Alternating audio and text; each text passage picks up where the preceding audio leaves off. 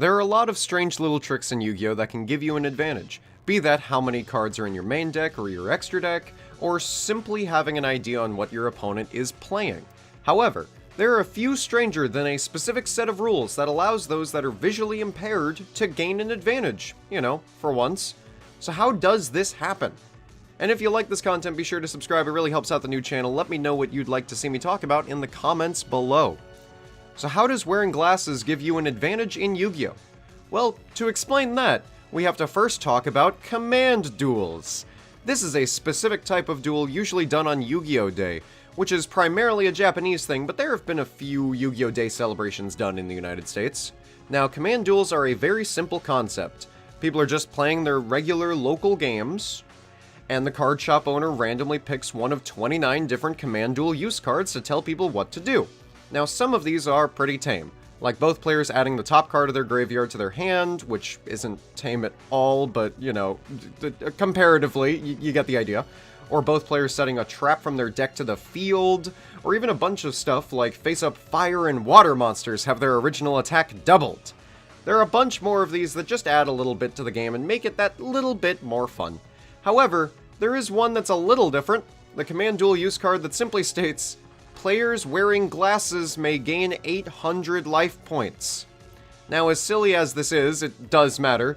Some people can simply buy or bring a pair of fake glasses, or just borrow a friend's when that card gets pulled out, to the card shop that day, and gain an advantage. However, 800 life points can actually make a difference in the game, so there's no reason not to do it.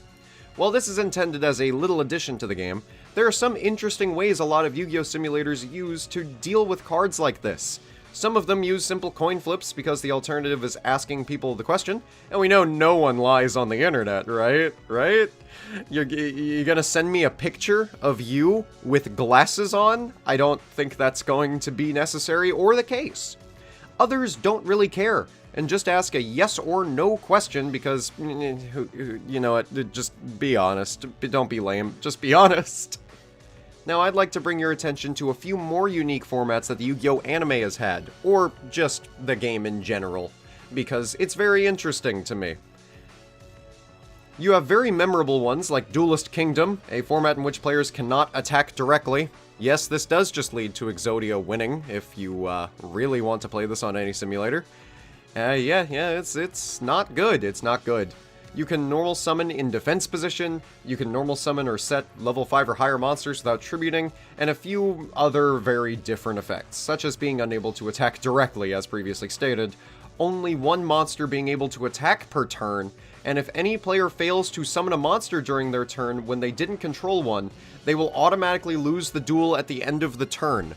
These are even extra rules. It's so strange what the simulators do to try to make sense of DM not making any sense whatsoever. Very notable for being an entire arc in Duel Monsters, but there are a couple others. Let's take one from real life, for example. Booster Draft Duel.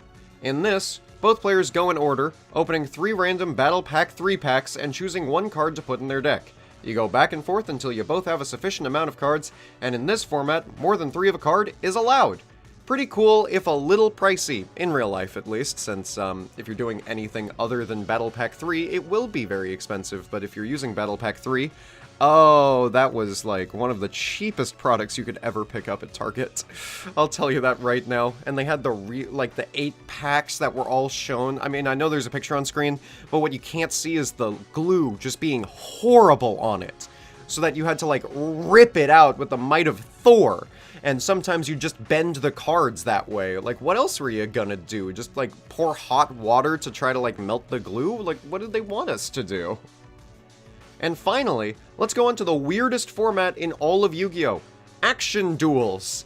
These were shown in Yu-Gi-Oh! Arc 5 anime, and function as follows. Both players choose an action field they want to play in, and throughout the duel, the players pick up action cards that do various things. Be that increasing your life points, or even shuffling all your cards into the deck. I'd like to bring to your attention the most bizarre action field, skydiving field. The action field literally means you and your opponent must duel while skydiving. There is no choice in the matter. You simply must skydive, And it's incredibly terrifying, I'd imagine, in this literal children's card game that the protagonists are playing.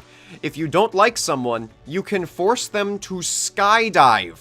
Keep in mind, this was used in, like, one of those filler episodes where it's, you know, one of the beach episodes. We're having fun, let's go skydiving field. But it still concerns me that that's, like, the technology that's around. Why would you do that? I don't get it. And you can play all of these formats, minus literal skydiving, on the online service Yugioh Pro. It's entirely free, and there's a link to install it in my Discord, so come on in and have some fun. In addition to that, I'd like to give the rest of this video to talking about a tournament that I am hosting today. If you're watching this right now, today, on the 27th of April, 2022, which is the upload date of this video, there is a tournament going on my Twitch right now where you can play with accurate anime character decks. I said accurate, my bad, but accurate anime character decks. I've built all of the decks. This took literal years to actually get correct. It's been a pet project of mine, and if you want to play as anime characters in a tournament, go on ahead, hit the Twitch link that's in the description right now. I usually don't plug things directly in the video, but I feel like this is cool enough that I really want people involved. So if you see this, please click that link, see that I'm streaming, throw a follow if I'm not streaming yet, go on ahead, it is going to be incredible. And besides, I'd love to see some YouTube frogs on a stream that, honestly, is quite nice. We have a pretty good community over there. And if you like this video, go on ahead and check out this one. I'm talking about why pendulums were actually bad for like a really long time. Like pendulums were really bad for a really long time.